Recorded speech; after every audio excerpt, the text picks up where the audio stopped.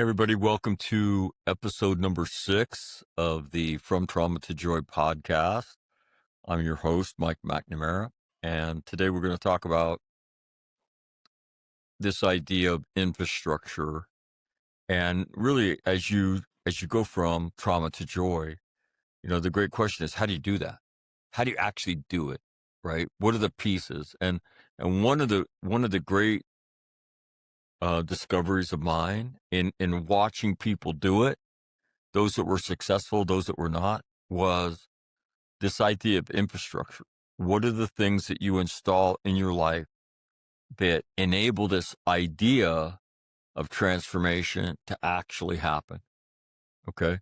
So we're going to talk about that today. I want to show you a slide. So what you're seeing right here is a slide that I call the 4 blocks and 1 action that lead to transformation.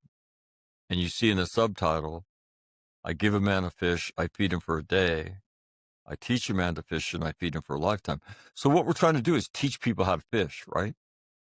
And so there's 4 blocks to that. The first 2 blocks are intellectual, right? The first one is getting it through somebody's head that life is a struggle. It's not a Facebook post. The second intellectual idea is that all these things that we struggle with, anxiety, anger, sadness, right, that people would say is depression, all these emotions are human cues that we need to grow in some capacity of our life. And I've been listening to Dr. Roger McFillin and another guy, Dr. Joseph, and you just keep hearing the same things. We've created medical conditions out of normal activities of life. And so by numbing those symptoms, we keep people from developing the behaviors it takes to transcend that. But it's not a mental health condition. It's just life. And, I think, we could talk about Dr. McFillin here in a second. And I think Wade is listening to Dr. Joseph. I'm not sure Tim has yet, but these guys are all saying what we've lived, our life experience, but they're clinical psychologists, they're doctors, and they've done research, and Dr. Joseph worked for the FDA. So what we're talking about is when life gets hard, there's emotions that are going to come with it, right? How do you learn to do life when it gets hard? Well, that's what this path from trauma to joy teaches you. You don't need to numb yourself. You can grow through that. So that's another intellectual piece in it, that understanding. There's nothing wrong with you. You can't go through those experiences without them sticking to you. You can learn this skill. The third block is the execution piece of it, and that is creating things like daily basic routines, learning the specific actions to take when you're having a hard day is 1,000% learnable skill. If monkeys like us can do it, you can do it too. But it's not, there's things you need to do. Okay. And we're going to talk about that today. The fourth block is seeing self-discipline as an act of self-love. And we'll talk about that probably in our next episode. And then the action, once you do those things, you've just stabilized the patient. You've taken a patient who's been all over the place, yourself, and you've locked a lot of this stuff down and you've made it solid, and your life is getting calmer and your reactions are getting better. You're not surprised by this thing because of the wisdom you've accumulated. And then at some point, this irresistible activity happens to you, and that is you cross paths with somebody else that is struggling. And the irresistible activity is sharing with them what you've discovered works. And as human beings, we have a natural inclination to do that. If you'll do that, that is the path from trauma to joy. You'll transform your life. All right. So that is an introduction and kind of my executive summary. Everybody knows Wade Cates. Wade, how are you? Good. How are you doing? I'm good. And Tim Lynch. Tim, how are you? Doing great. Thank you for asking, sir. All right. All right. Let's talk about, first of all, we've all kind of gone down since Tim introduced us to Dr. Roger McFillin. I mean, in a very, very haphazard way on this podcast, as we're talking about psychedelics and Tim, as he does, kind of looks up, who's saying what about psychedelics in Substack. He quotes an article that Dr. McFillin writes about psychedelics. And then the thing that got me hooked, though, because what he quoted was good, but Tim said right at the end, hey, he's the only article that's pushing back against this idea. And we were all expressing concern about research. Yeah, but what is the DOD and the VA going to do with this? Hand it out like gummy bears? And Wade talked about, the whole experience in a tribe in Mexico. Much of it, you're surrounded by these shamans, these wise men of the culture, right? And you were engulfed in that. So there was the experience is as much social as it is, pharmaceutical, if you will. And so anyway, but Timmy says he's the only guy who pushed back in all these articles. He's the only one that pushed him back. And so I said, hey, will you send that to Wade and I? And so he did. And then we go down that. I start watching and listening. And he sounds like us. And so it's amazing to listen to. And again, I know I haven't put anything out for 3+ weeks. And the reason I haven't is because this stuff it's fucked me up. In that when you hear people who are doctors who've arrived at the exact same conclusion that you've arrived at from a completely different entry point into the discussion, and they say the exact same thing, and then they've been treated exactly as I've been treated, which was he doesn't know anything. Nothing he says is science-based. Go away. But these guys have experienced that in their medical communities. And so it's been fascinating. So let me ask you guys to comment on that. Hold on a second before you do that. I think you should enlighten the audience of what happened when you did your video conference with Dr. McFillin and accused him of ripping off your intellectual material. How did he react to that? So I sent him an email. And he very graciously emailed me back and he said, hey, we need to talk. So 2 days ago, I spent about an hour and a half in a video conference call with him and his co-host, Tracy Thurman. And so one of the things as I told my story, I looked at him and I said, so after Tim sent me the link, I went to your Substack and I downloaded 9 articles and I just started reading them. And I read this stuff and I think, this guy's listening to me. He's going on to his podcast. He's plagiarizing my shit. And he doesn't even have the good sense to footnote it. I'm like, who the fuck is this guy? And so I accuse him of that, and he's laughing his ass off, right? What a great reaction, too, huh? Well, he's a dude, right? He wanted to be a football coach, right? Yeah. And so it was a great conversation, and I'm hopeful we can do stuff together. But like everybody else, they're stunned to hear that suicide in the military isn't related to our operation. And he just looks at me. He said, I've never heard that. And then, Tracy said, it makes total sense to me, though. She said, I grew up adjacent to Appalachia. And all the kids I knew that joined the military were trying to get to a better place in life, but they all came from really, really difficult, upbringing. She said, "Make total sense to me." She said, "But I've never heard anybody say that either." So I just want you guys have had the same kind of intellectual experience I've had the last few weeks. Um, how has it impacted? How has it impacted you, Wade? You spend a lot of time driving that truck, listening to stuff. As you've listened to some of it, what do you think? Well, no, it's refreshing. It doesn't, it. We all came to this through observatory science, from just what we see and what we experience. We knew this to be true.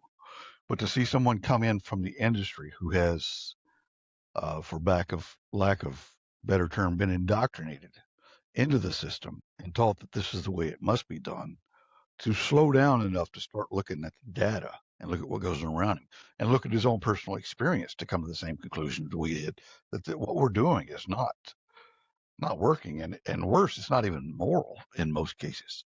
But until you take the time to look at that, you're not going to see it. But to see someone from the industry who has the scholarly training, who has access to the journals and the endless volumes of work that has been done on this that the public will never see, to be able to bring that into the spotlight is very gratifying to me. I agree. And like I said, I was reading, so I read all these articles. I didn't know he had a podcast. And then I read him a second time and then I found out he had a podcast. And it's a very interesting story too, by the way. And he told me a part of it the other day, in that he put up the conclusions he had reached based on the research he had done and the footnotes he had read about all the SSRI blockers and the fact that they never worked, that their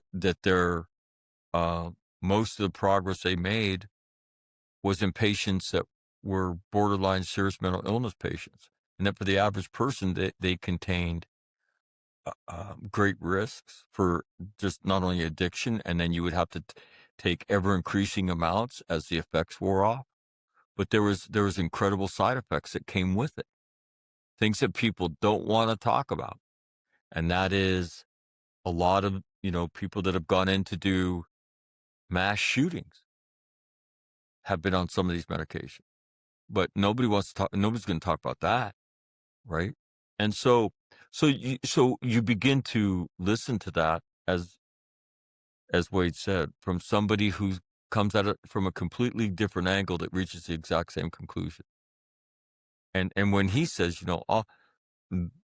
all this emotion that you're going through are simply cues for you to grow. We have the divine gift of what it is to be a human being, which means we can transcend that. And I love the way he articulates that, because it's beautiful. But again, it's just true, because that's my litmus test. Is it true? Does it work? To look at people and say, there's nothing wrong with you. Or look at people and say, let me tell you what's wrong with you. Nobody's ever given you the appropriate infrastructure in your life, and what you're struggling with is self-discipline. And so you've got to learn to do some things that are foreign to you. And if you don't learn how to do those things, there's no medication that can fix you. Okay. We can numb the symptoms, certainly. I don't know how pleasant that's going to be for you, but it's not going to change your life. Whoa. Like, whoa. That sounds like a therapist who's no shit going to try to help you. Timmy, your thoughts? And Tim's alluded to some of this stuff. I think Tim was the first person to talk about or mention the fact that many of these people who have done mass shootings have been on these drugs. And these drugs carry the highest pharmaceutical warning you can put on these packages, right? And we tend to blow those off. May cause suicidal thoughts, da-da-da-da-da-da. We blow them off. And then when you see somebody who was a normal teenager struggling, who gets put on these, who winds up taking a gun into a school Is that the manifestation of that warning that didn't get heeded? And it's interesting to listen to them, because they say, so you go on a medication and you struggle, and what's the solution to that? Another medication. Oh, yeah. And then that one has side effects, and what's the solution to that? Oh, there's another medication to that. And so, We'll throw amphetamines on top of it just to make you a little bit more spunky. I mean, literally, that's what they do. Right. But again, Tim's the first person that ever even alluded to that. And then you hear, and this Dr. Joseph, and I'll put links to these guys, in the comment section so you can find them. Timmy, back to this. As you've listened to more and more of this, what have been your thoughts? Because you're probably, of the three of us, you're more, because of your background, more inclined to investigate things medical than certainly I would be. I won't speak for Wade. But of the three of us, you would be the most inclined to do that. Yeah. I mean, at 6 years of medical corpsman, that's one reason. Then another year out at the Dugway Proving Grounds working with the weapons of mass destruction folks in the labs. So I had a pretty good handle on that kind of stuff too. Which when you start talking about medications, the first thing I start thinking about is COVID. Recently, Senator Lindsey Graham died from an aortic dissection, right? And so people that are prone to evaluate this stuff went to the one database where they could reliably find numbers of aortic dissections. That's the VA database, right? And in the VA database system, there is exactly one single record of an aortic dissection prior to the COVID vaccines coming out. Since it's come out, you can see it go from, looks like about 2021, 225. The next year, it's up to the 200 and damn near 300 range. That's just the VA population, not the population as a whole. So that, I just wanted to get that out there because that just tells you about, and Lindsey Graham was one of those big, huge vaccine proponents. And the thing is it's very easy to say, well, you can't prove that he died because he took that COVID vaccine. But you can come up with numbers like this, and the implications to me are pretty obvious. And I do believe when we were talking about school shooters, I didn't say most, I said all of them have been on the SSRIs, every friggin' one. Yeah. And I don't think I will be proven wrong on that one, because I may not have the most current data from the most recent, but before that, like, when were we talking, Mac? 2022 or something like that? All of them, bar none, had all been on the SSRIs.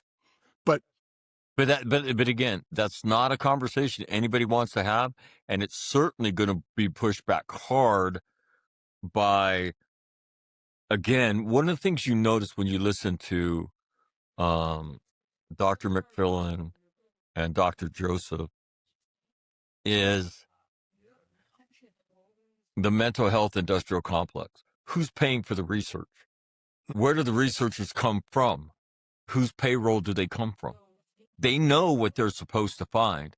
And what happens, he said, in these studies, you have to go look for all the studies that have to be submitted to the FDA, not the ones they quote, all of them. And when you hear them talk about that stuff, then they tell you there's a reason that they don't refer to all the data, that it's snapshot of it. And so it's incredibly illuminating on the mental health industrial complex.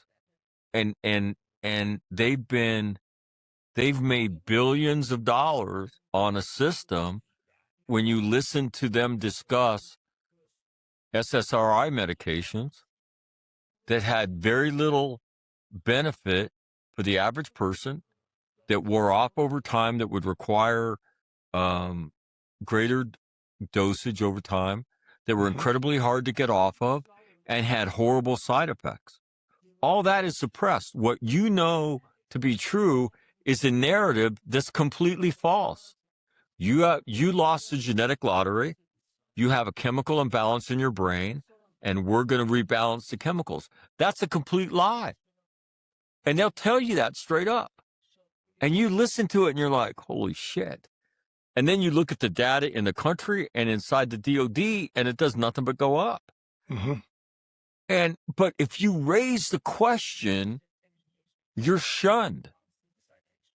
You're pushed out of the system because you're not on board. And so it's fascinating because, again, that's my experience. He doesn't know anything. I had one of the most senior chaplains in the United States Navy who a friend put me in touch with pat me on the head and tell me, Mac, they don't need a pep talk. Okay, Margaret. And then it's back to what we do, which is, you know, Follow it's the just flow chart. ridiculous. Anyway, Yeah, keep going, Timmy.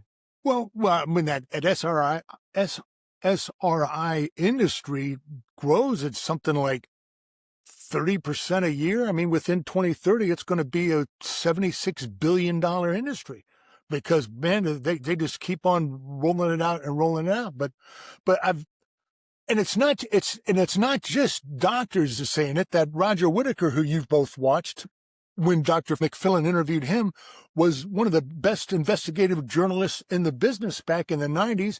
And he got turned loose on SSRIs when they first started coming out, I think working for the Boston Globe or something like that. And his findings were so appalling. I don't know that they published them in the newspaper, but he's dedicated his life to warning people about that stuff. It's what he does full time. Wrote a book about it and whatnot. And that's where I got a lot of my information that in my latest Substack post. But no, it's alarming. We, as I correctly predicted when Matt talked to Dr. McFillin during the COVID times, he was off X. They took his platform away, not because he was necessarily anti-COVID, although I'm sure he was. I know he was, but it was over this question of the whole medical industrial complex. And that's not as he's got a voice now that X has been returned to the people. He's got a voice. There's other people that have got voices, such as Roger Whitaker, who goes around the country giving talks about this. Even Matt Welsh got on the bandwagon talking about SSRIs recently, and he's got an appreciable following. And nobody's stomping on their algorithms that I know of. Because of that. And so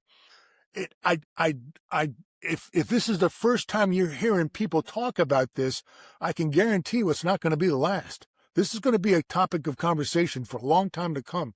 Because the one thing that COVID did is it woke up a hell of a lot of people about how the medical industrial complex is not that interested in you at all, or a positive outcome at all. They're interested in getting as many patients through. They're interested in money. I mean, when's the last time a doctor spent any amount of time talking to you about what's going on with you? I mean, any amount of time past the 10 minutes they come in and, yep, your labs look good. How are you feeling?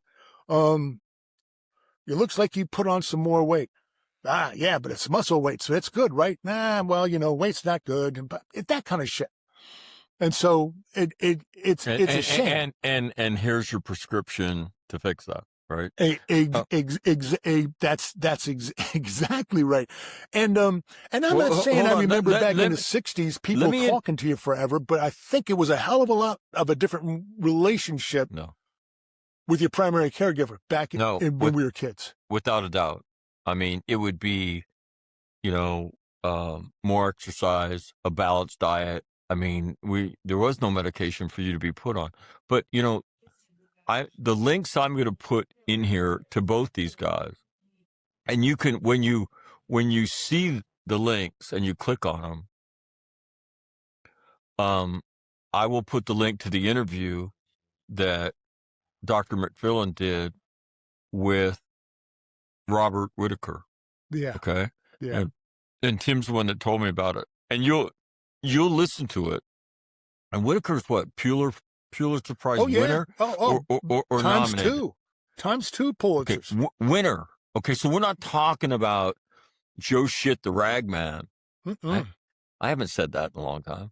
We're not talking about Joe. It's a Marine Corps term. Joe. We're not talking about Joe That's an Shit the Australian Ragman, term. right? Right. And Adopted so, by the Marine Corps. really, and so we're talking about this guy's Wade's the movie guy, but in Oh Brother, Where Art Thou? The term bona fide gets thrown around a lot, right? And it's because he's bona fide, right? He's bona fide. And so, and then the one I'll put up of Dr. Joseph, Joseph is his first name, and he's got a hyphenated German last name. And I'll get that before we go off. But it's him reviewing Matt Walsh's video that Matt Walsh puts up about, SSRI medications and what a complete fraud it is. So, he's sitting there with the video playing, and then he pauses it and he says, well, let me explain this. Well, let me tell you where I kind of disagree. What he says is true, but let me give you a few more footnotes. And it's absolutely awesome. And then you'll be able to find these guys on YouTube, on X, and different and their own websites.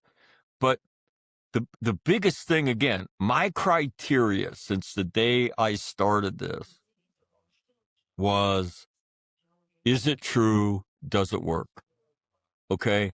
Because I was going to have to present it to mouth breathers like Wade and Tim, and they were going to be pissed as anything that they had to sit and listen to this shit. And so, which caused great anxiety for me, okay? And so how do you counteract that, knowing that there's guys in there that are thinking about killing themselves, and that you're going to have an opportunity to maybe change that? Well, in my opinion, the only way, because I know Marines, is you're going to bludgeon them in the forehead with the truth. And it's going to be raw, and it's going to be irrefutable until they say, I submit, you win, I get it. And so when you hear Dr. McFillin, the things that he said, when you hear Dr. Joseph, when you hear Matt Walsh, when you hear Robert Whitaker, there's no wiggle room, and you can't deny the facts that they present, because they're pulling their facts out of the FDA research that has to be submitted with the whole drug, not what gets cherry picked for the sales pitch, the whole body of work. And they're saying when you go into the studies, it had very little impact on the patient, and it had a even lesser impact on their abilities long term. And most of the impact that it had was in the most severe cases. So this thing is bullshit. And it's been bullshit from the start, as has been the serotonin imbalance in your, the chemical imbalance in your brain. All this narrative designed to sell you a medication. And so that's why I want people to watch this stuff, because when you hear people, smart people, talking about the truth, and then they're willing to footnote it, that tends to be no bullshit, man. And it invites your exploration, which is what we like to do, and your critical analysis of it, and then come to a conclusion. And I think if you'll do that, if you come to a conclusion different than ours, I'd love to hear it. Can I talk about the third block of our forward blocks? I know we're going to get there, but you said a word earlier that really that resonated with me, that I want to make this point if we're ready to go there. let me introduce the third block. So I talked to you about the 4 blocks and the 1 action of teaching somebody how to fish. So fishing lessons in the valley of the shadow of death. I could give you a fish. I feed you for a day. If I teach you to fish, I can transform your life. And so that's what this is about. And so these very human cues on the backside of traumatic events, on the backside of life struggles, on the backside, or in the midst of when life gets hard, all cues for you to grow. talking about infrastructure was not something I did until I saw people begin to do it. And then I saw the aids that they used, and I began to explore that. And that's what this idea of infrastructure. So with that introduction, Timmy, go ahead. Well, you said that I was doing researching in my usual haphazard way. And the third block in the 4 blocks is creating a daily routine and learning the specific actions to take on days when you struggle is how you become a better version of yourself. So when I was climbing out of the valley, when I was, I got the Corpus, I had a job. It wasn't a very good job. But I was getting paid and whatnot. I had the fundamentals down, but I wasn't consistent. I've always been a physically fit person, but I didn't have a routine. I just would get on it some days and would get it off at some days. I didn't pay any attention to finances because I wasn't making that much anyway. And so I just kind of like didn't spend money habitually because I didn't have any money. I didn't have any planning. And it wasn't until I listened to you, Mr. McNamara, hammer this stuff over and over again that I realized I needed to have a routine, because without a routine, I'm spinning my wheels a lot. I got a lot of days where I wasn't accountable, doing anything positive or accountable. And coincidentally, my alcohol consumption starts to go up because I'm not a pothead anymore. So this is all not good, right? Okay, so stop. So I just want everybody to think about this. Tim's a smart guy. He's a tough guy. He's dealing with all the shit he's dealing with in his life. He's on the rebound from being homeless and his second divorce. I mean, so just think of all that as weight plate on top of weight plate on top of weight plate. And how most of us approach that is haphazardly, right? So we never get any traction to it. And so he's doing it all on the down low. He's not telling anybody about it because he ain't talking about this shit. And that's why Tim, I mean, again, I talk about what it is to have courage and talk about this. None of us want to do this shit, man. We would all rather talk about something else.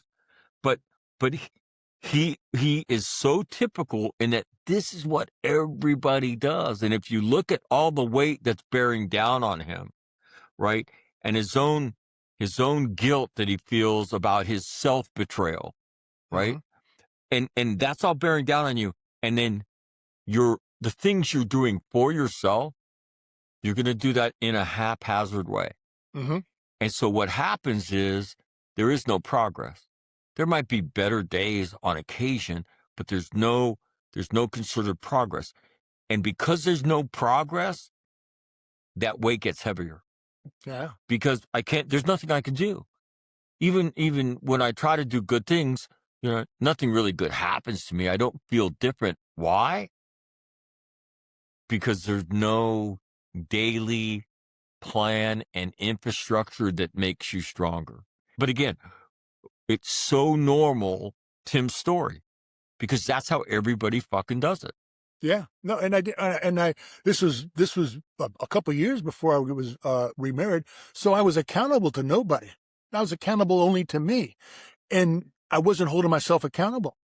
That was a problem. So I started building a routine that I stuck to include going to church every Sunday, which was very helpful for me. And that's why when you talk about that third block, how you become a better version of yourself, because it wasn't like I was a shitbag. I mean, I was getting better, but there's no reason to be drinking friggin' on your porch and every night after work. There's no reason to do that. That helps nobody, particularly when you're an idiot diabetic like me. That's really stupid. And so not only did I start paying attention to what I was putting in my body, but I started monitoring my glucose a hell of a lot better. And so by the time I did meet Rebecca, I wasn't such a shitbag anymore, and like, good enough to fool her into marrying me, thank God. And I've only gotten better since, because she's, as you know, Mac, she can hold you accountable. She can be a little bit of a pain in the ass, but in a positive way. So that was when I saw your 4 blocks, which is like the old 4-block war analogy from the Marine Corps. I like how you did that. When I saw number three, I didn't intend to do that. What I was trying to create for somebody visually, and if people look closely at the image that I put up, the blocks look like the Western Wall, the Wailing Wall in Jerusalem, but because when you see that wall, I mean, it's this massive.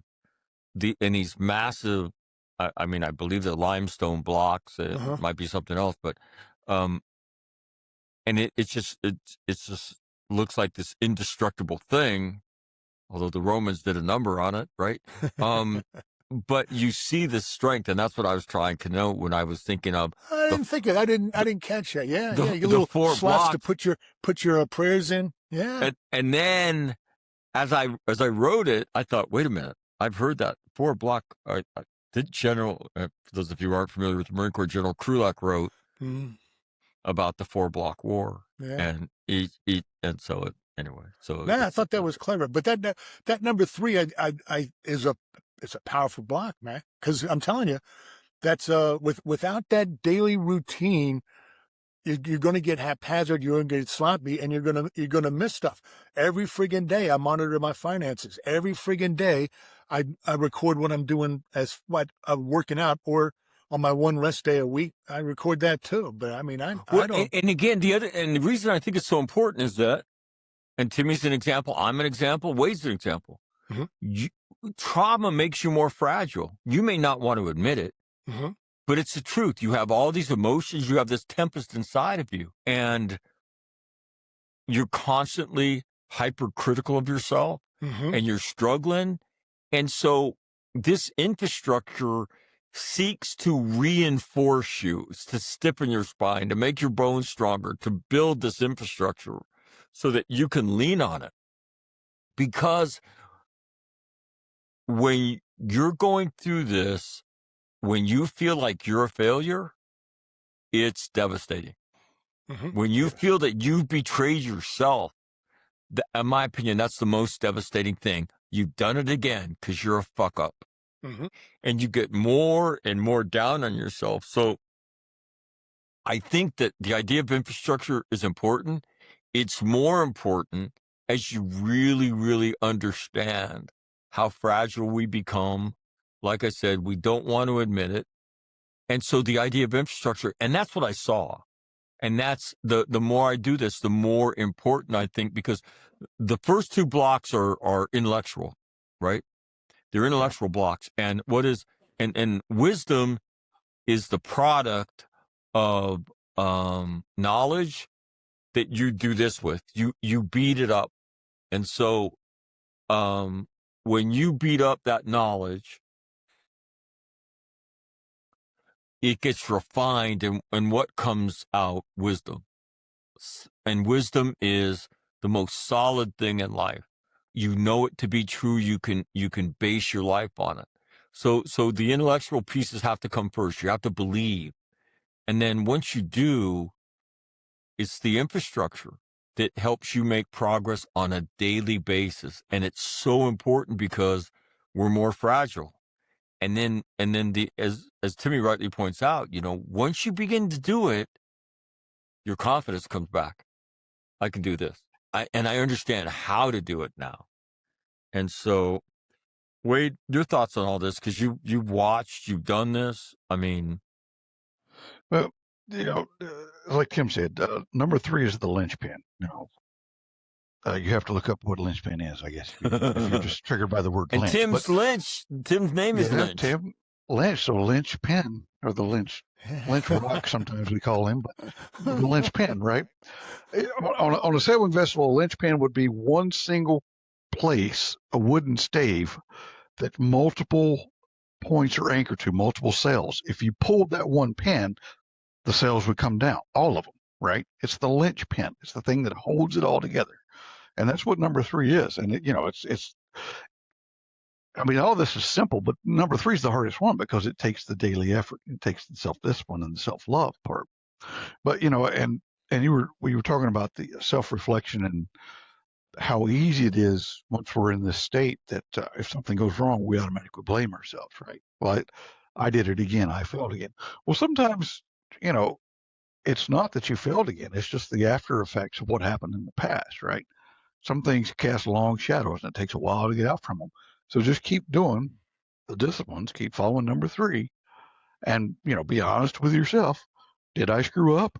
Or is this just a continuing effect of what happened in the past? I need to keep my head up and keep moving. And, you know, that only the practice of number 3 will give you the experience to know that. And you know, so let's talk about, so when we talk about this idea of infrastructure, what are we talking about? Okay. It's I would say it's the fundamentals of helping yourself be a better person.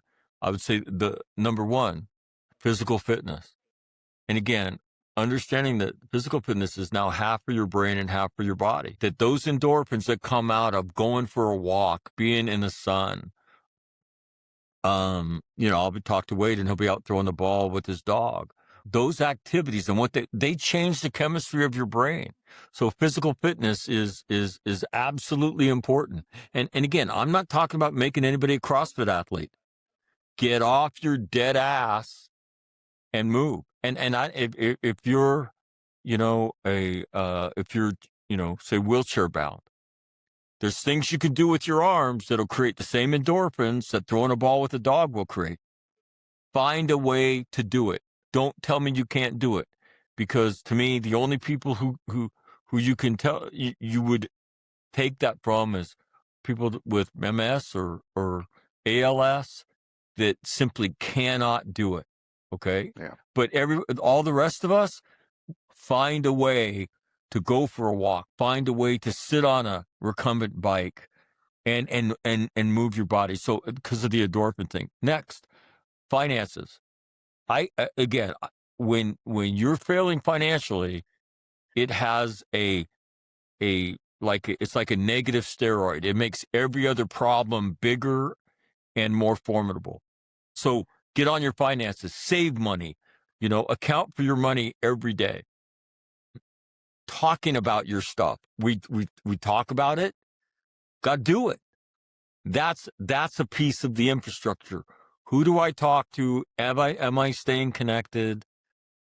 Learning how to meditate. Okay. Now, I don't know if people would call what I do meditation. I call it calming my brain the fuck down. But I use breathing. I do it for a few minutes in the morning. I'll probably do it again in the evening. But just how do I calm myself down and get myself to a good place? And then, and that's kind of, you know, something I do to maintain the ecosystem in the morning and the evening. And then there's the hip pocket or the on-call problem solver, which is learning how to use breathing when something bad happens and your anger explodes. And so anger is a part of this. For some people, it's paralyzing anxiety. Well, there's tools that will help you do that. And so when we say infrastructure, you can see all these things are enablers of you becoming a better version of yourself. And so that's what we're talking about with infrastructure. And we're going to have an interesting discussion when we talk about self-discipline. Is one more important?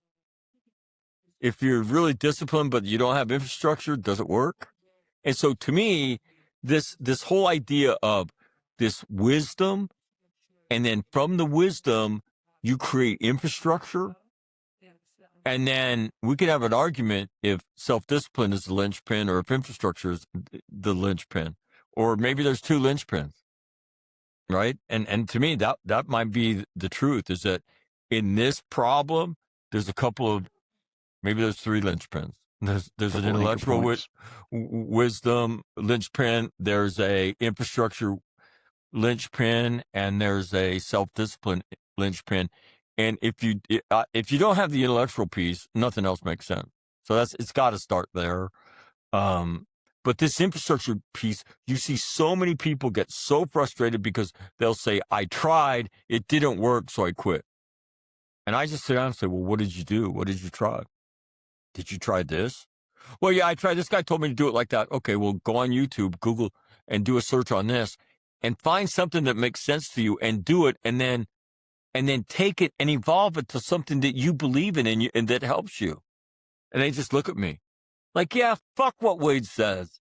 Take what he said, take the good from it that applies, and then shit can all the rest of it. And then do what makes sense to you and what works for you and evolve it into a tool that is wrapped around you that works. What? Yeah, dumbass. It's not, none of this is written in stone. It's all got to make sense to you. So create tools that help you. And then you see them, one, get very excited because now they see it, how it's going to work. And then they slowly but surely have these tools that help them physically, financially, emotionally, because I'm not isolated anymore. I'm not afraid to talk about it. And then I even have a tool that when I want to kill somebody in Home Depot, I know how to use that. And so when we talk about infrastructure, these are the enablers on a daily basis of becoming a better version of yourself. And so of all the infrastructure, give me one thought or one piece of it that you found more important. For me, the financial thing I was struggling with, and it really brought me peace of mind. And when I get financially anxious, that has a trickle-down effect in my life. It affects other pieces of my life. And so, and I've really learned about how deeply that is rooted in me and how much anxiety that causes me and how it changes my behavior. I'd say the importance of developing good habits. Everybody knows and will admit that breaking bad habits are hard. It's hard to quit smoking if you've been smoking for years. It's hard to quit drinking if you've been an alcoholic or just a heavy drinker routinely for years and years. But if you develop good habits from developing routine, if you develop a habit that you get in the gym 4 times a week, that can be hard to break too, because your body knows when you don't go to that gym, and it's going to bitch at you. So to me, it's developing, taking the time to ingrain good habits that become every bit as hard to break as bad habits are back when you had them. Because during the war on terror, my time in Iraq and Afghanistan, I picked up smoking cigarettes for some damn reason, and that wasn't easy to break. That took a little bit of effort, and but it's not something I think of now. It only with to shake my head like, what were you thinking?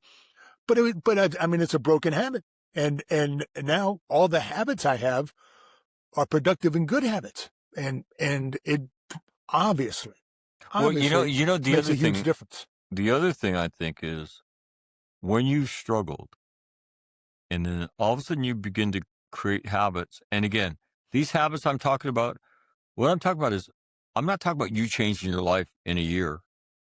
I'm talking about you changing your life in days, weeks, and months. Because the effects are immediate, right? Get physically active if you haven't been, and watch how much your whole mood changes. Watch how much your outlook changes. It's amazing.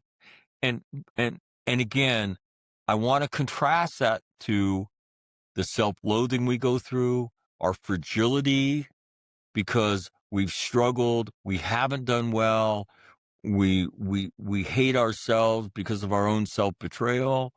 And so when all of a sudden you begin to make positive changes and you feel it in how you look at yourself, it's pretty tough to go back from that. It's pretty tough to go back from that.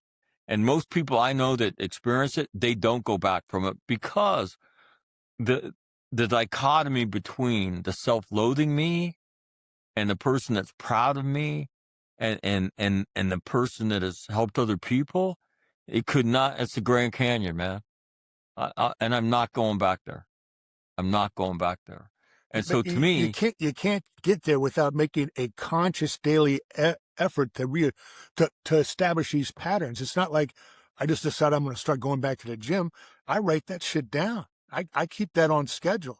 That's how you develop those habits. It's work, dude, because our natural inclination, as I said a few podcasts ago, is to drift to whatever's the easiest thing to do.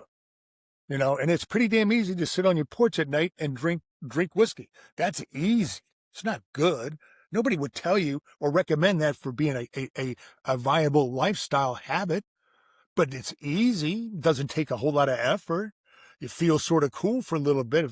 That's what I mean. It takes work to get to these things, but once you've established them as habits, it ain't that hard, man. It's not that much again, work. I'll It's a put up habit.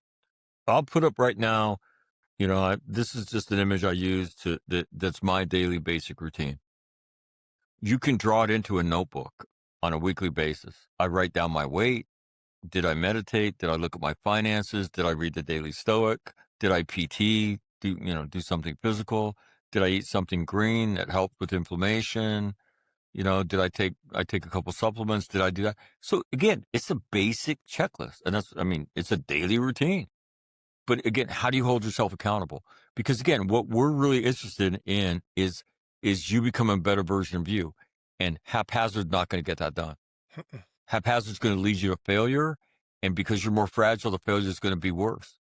So again, we're talking about very easy things to do in life, and then you just go down the checklist every day, And again, for all of us, as we've talked, once you create a good habit now, okay, it's hard to undo it. Mm-hmm. Wade, your thoughts? No, it's the two things that impact me the most are finances and physical fitness. Like you said, financial issues magnify everything else, and physical fitness wasn't an issue for me for many years. Before I've been driving a flatbed, delivering off a flatbed for about 5 years now. But before that, I drove a reefer delivering meat, so I was stacking by hand thousands of pounds of beef and chicken a day. So physical fitness was just part of the job. But now, I'm in the seat all day. And by the time I get to where I'm going, I'm beat. It's time to sleep. That clock's running. I've got X amount of time before I can make the next leg. So it takes work to carve out a schedule because I'm not always delivering the same time. Sometimes I'm driving overnight. Sometimes I'm driving during the day. So you've got the infrastructure part is you just got to carve out that time, no matter how the schedule falls. That time is sacrosanct. You have to go for a run. You have to go for a walk. You've got to spend X amount of time doing this. Otherwise, you're not going to have the consistency. Well, and I'm glad you said what you said, because one of the things I've learned is what it is to have a cheat day. And what do I mean by that? Well, someday, because of life's tempo and things that you don't control, you don't have an hour to work out. Can you go in there and do a cheat day, or what I call a maintenance day? I can't do 4 sets of 10 reps, but I could do probably, 2 or 3 sets. I'll do 50% of the weight I do. And so it's a maintenance day. And it's either the maintenance day or nothing. The maintenance day reinforces the habit. Nothing is a bad thing.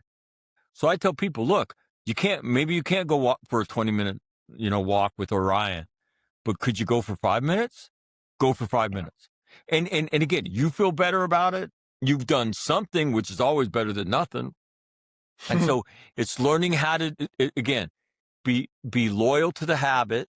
And you may not be able to do the whole thing, but maybe you can do 25%, maybe you can do 50%. And that is infinitely better. And when I explain that, people go, that makes total sense. And I tend to be, I don't have time to do my workout, so I'm not going to do it. No, go do something. Because you reinforce the habit. So again, we all don't have life at our disposal every day the way we want it to. Okay? And so this infrastructure has to be able to be adjustable to those days. And so everything, ought to be able to do that. For instance, meditation while driving. Do a search on that. Go to YouTube and do a search on that. And listen to the stuff people say, how they do these things when they're pressed for time. So it's all part of learning and being devoted to yourself, because life is a struggle. And Yes. if you don't take care of yourself, it will kick your ass, especially for those of us, and it is most people, that have trauma in their background. And I was talking to somebody the other day, and the comment came up about, well, I can't imagine what you've seen going to war, blah, blah, blah. And I said, wait a minute. You told me a story about when you were 8 years old, you held your mother's hand when she died, and you felt the life go out of her body as she let go of your hand. And I said, I don't think I'm in that zip code. Mm-mm. That experience for you as an 8-year-old kid? I said, are you fucking kidding me? And you would look at me and say, oh, I can't imagine what you've been. I said, no. I said, yeah. I mean, it's definitely a below average experience, and you see horrible things. I said, I saw a little girl get stoned by this mob of adult men who killed her for, I don't know what. I have no idea. But that thing seared into my brain. And those are the kind of things you see. But it wasn't holding my mother's hand while she died. And I felt her, this was the quote, I felt her life leave me, and I felt her leave me. And you're thinking about the impact of that on a child. And so, again, those kind of deep experiences mean we've got to do the things that we need to do for ourselves, and we need to do them every day so that we can become better versions of ourselves, so that we can live great lives. And the infrastructure piece is so, so, so important. Just crazy. All right, Timmy, final thought. Hey, good discussion, man. Good discussion. I like the 4 blocks. I like that. And I was tickled pink to hear you talk about your talk with Dr. McFillin. That was pretty cool. Nice to know a guy like him has such a great sense of humor too. Yeah. Well, I was cool. I was hopeful because in one of the headlines of an article that he wrote was, "Is everything a psychiatric disorder? Can't somebody just be an asshole? Can't they just I remember that article. Yeah. Right? Can't they just be undisciplined?" And I read that and I started laughing. I said, he's got a sense of humor, right? Oh, yeah. And no, and again, a wonderful conversation that I think is going to lead to more conversations. And, but again, I mean, to Timmy, right, who opened this door, almost unwittingly for us, just in a conversation. In a haphazard way. Right. And then all of a sudden you start going down that rabbit hole. And for those of you that will do this, listen to those 2 pieces. The interview with Robert Whitaker, unbelievable. And then when you listen to Dr. Joseph kind of review Matt Walsh's attack on SSRI medications, you're gonna sit there and go, wow. And again, Dr. Joseph was an FDA researcher. That's how, so when you hear his migration to what he's doing today, and what he's doing today is he runs a clinic to help people who are dependent on multiple psychiatric and other mental health medications. He runs a clinic that helps them get off those very powerful medications. So he's a very interesting guy too. And you'll want to listen and to read more, because the way I found Dr. Joseph was that I was mowing my front yard. And so I had my earbuds in and my phone was in the garage, and I was listening to Dr. McFillin, I think, interview somebody, and it ended and I just let it keep going. And the next thing that came up was Dr. Joseph. And I'm listening to him talk about his journey and his story. And I'm like, who is this dude, man? Who is this dude? But what's interesting, and again, Tim pointed this out, Roger McFillin got banned on YouTube because of what he put out. And it's the same kind of stuff that the people experience that push back on Dr. Fauci and blaming the Chinese for this, these spreaders of disinformation and misinformation, and all the narrative that we all lived. And then we found out it was all a lie. Mm-hmm. And it's the same kind of deja vu experience. And then not only, were their channels shut off, and they're ostracized. And all they're doing is telling the truth. Yep. But they're getting in the way of the mental health industrial complex. And everybody who gets in front of whether it's the defense industrial complex, the mental health industrial complex, the food industrial complex, you're going to get the same treatment. Yeah. Wade, Yep. final thought. No, I'm looking forward to this. I don't know. It feels like another level of the journey, right? I mean, with you always see in post-apocalyptic movies, you've got the band of survivors. They're out there. They got their little tribe. They teach each other how to survive. They defend each other. But every day they send out a radio broadcast to nothing. Oh, it felt like we got an answer, right? It's not that we need to change anything we're doing. It's just, hey, you're not alone. There's others out here doing the same work. So it's good to see what's going to happen with the combined forces effort going forward. Great And analogy. Debo should be a part of every show, by the way. Great analogy, Wade. That's fucking awesome. Debo has a way of forcing his way into situations that he doesn't belong. But no, again, thank you for Timmy for introducing us, and then again he was so gracious, to take the time a couple days ago to spend some time with me, and he and Tracy Thurman, his co-host, they're building a studio, and gonna do a studio show, and go even bigger than they are, and they're just, I think, very much in keeping with our experience. They're deep, thoughtful, principled people. Mm-hmm. And I contrast that to Dr. Joseph did this thing the other day where he said, the Journal of American Medicine published this criticism of SSRI inhibitors. And it's done by this very noteworthy psychologist, right? So he's a medical doctor, So he then says, if you go to the bottom, what you'll find is he's paid by a pharmaceutical company. And the reason he's being critical of the SSRI inhibitors is that the pharmaceutical company that he works for is coming out with a new treatment, but it's not based on being an SSRI blocker, it's based on other medical, chemistry. And he said, so what he's doing is, and the only reason it's being published is because of all the money behind it. And you're just going, so this criticism is actually pre-marketing, preparing the market for a new drug, disguised as intellectual discourse and dissent. And you're just like, God, it's so gross. But it takes somebody like that who's inside. That's like me telling the other day when I was talking to Dr. McFillin, I said, yeah, everybody thinks that our mental, our veteran suicide is related to combat operations. And he just looks at me.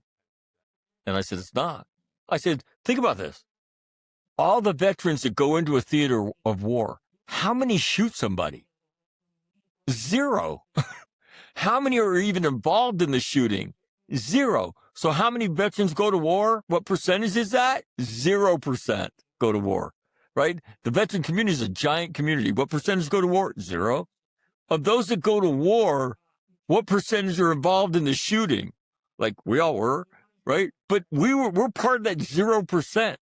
And then of us, how many of us put a front side post on another human being and pull the trigger? That's 0 of that percent. So it's like, so why are we killing ourselves? Why are we homeless? Yeah. I think it's more like 1%, not 0. 0 sounds like nobody does anything. You know what I mean? Well, it's less than 1. Statistically. Yeah. It may be less than 1%. I get you. You rounded down. Yeah. But I mean, so again, just just for the sake of clarity, just for the sake of clarity, I rounded down.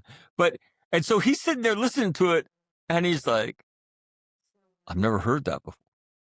I said, yeah. And then you bring the all-volunteer force, and a lot of people that crew the all-volunteer force have gone through traumatic experiences as children, and you have this beautiful cocktail. And so, but again, it's when you intellectually, when you go someplace with people that understand it and can footnote it for you and explain the truth to you,